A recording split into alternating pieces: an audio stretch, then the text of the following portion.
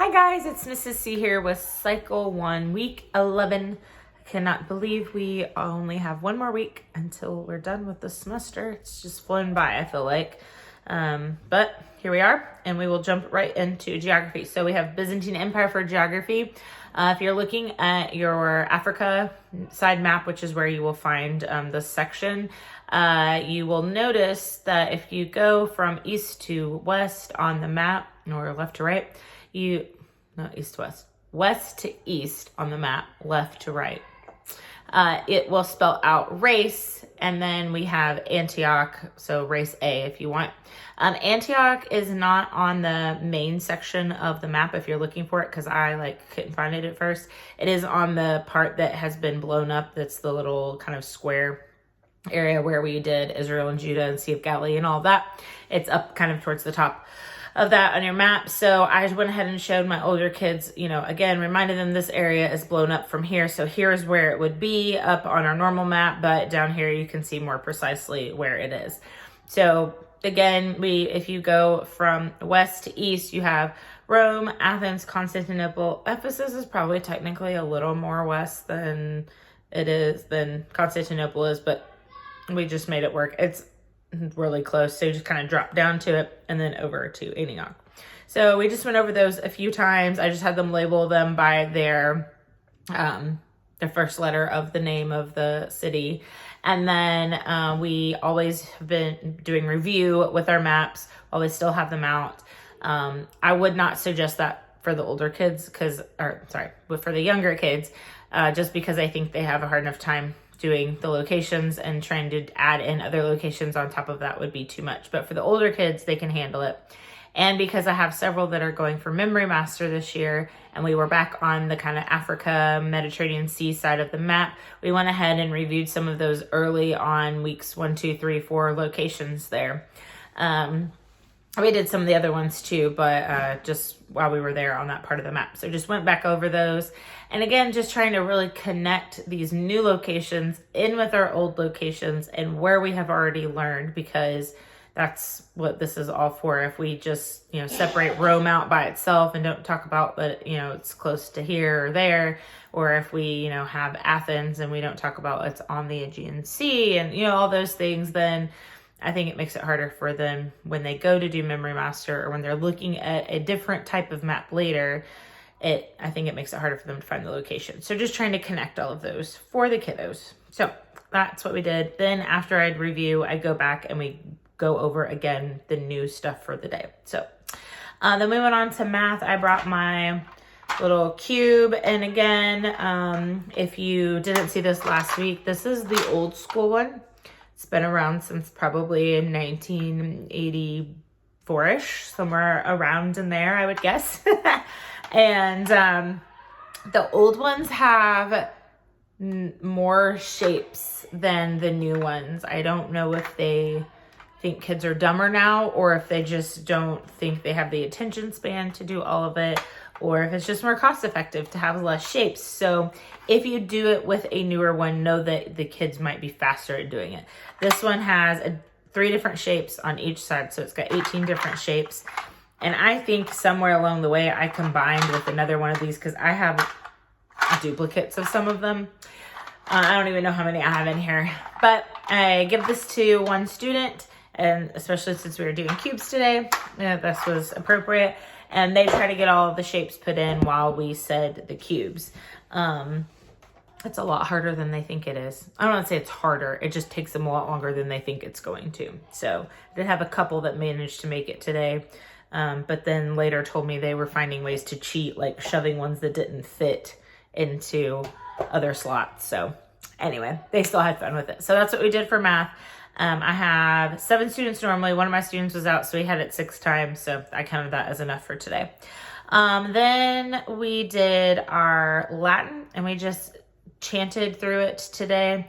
I am trying to point out to them the symbols that are above the different letters. So we have our straight or dashed line up above the E's that's telling us it's an A sound. It just really emphasizing the different sounds to them.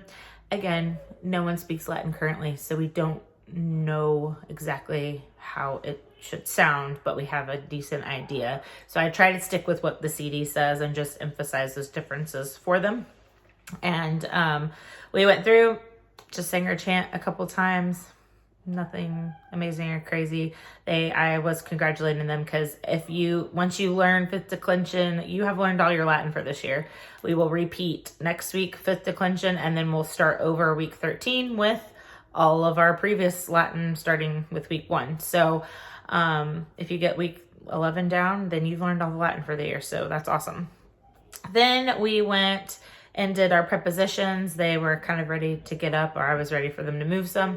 I had them scoot their chairs back from the table, and we kind of made them where they were spread out but in a circular shape, and they had to stand on their chair, and the floor was lava, so they weren't allowed to touch the chair, and they were not allowed to be on the chair that they had started on. So we had a couple extra chairs, but basically if one person needed to move to another chair, somebody else had to move to another chair. So I was just chanting through the prepositions and they were chanting with me. They have them down so well. I'm so proud of them. So we went over those, did that 2-3 times, I think. So I chanted through them. And when they got down off of the chairs, when we were pushing back and getting back to the table, we set them as fast as we could. I just let them go and say them as fast as they could. So that was prepositions today. Excuse me. Then we went to science, and I had meant to bring my voice cards for science, and they were not in my bag. I usually keep them in my bag because that's just one of the things I have in there. But they must have gotten moved at some point. So they weren't in there, so we just did it, and we were going to be leading into Tin Whistle, which isn't dynamics today, but we've talked about dynamics. So we started off pianissimo, then piano, and then came up, hi Graham, mezzo, piano, mezzo, mezzo, forte, forte, fortissimo. We didn't actually do every single one of those, but we did several of them and just said them and got progressively louder as we said them, and talked about how in our hands-on science we would be coming back to these and talking about them more. So then we did timeline. So timeline today I made really hard. I just mixed up the cards, and someone gave me an excellent idea on the Facebook page that you can take a dry erase marker and you can mark over the numbers on the back. So if you have older kids who have realized that they're numbered on the back of them and all they have to do is just look at the numbers and put them in order, then you can mark out the numbers and they don't have that. Hey, bud. What you need? Nothing. You just want to say hi? Hi. Okay. All right. Going on here. This video. So I blacked out the numbers on the back, mixed them up, and just handed them to them. And I didn't tell them a starting point. I didn't tell them what we were on today. I didn't give them anything. And just let them see if they could figure out where everything went. And especially because we are more towards the center of the timeline and we aren't at kind of a musical juncture in it, it did make it a lot harder for them. I don't think each of them took a turn trying to get it and put it in order, and nobody got it in the correct order. So once I gave them the starting point of Norman conquest and feudalism in Europe, they were able to then go, take the cards and get them in order. But it was very hard for them to get it without anything. So I did that because, again, I do have several that are going for Memory Master.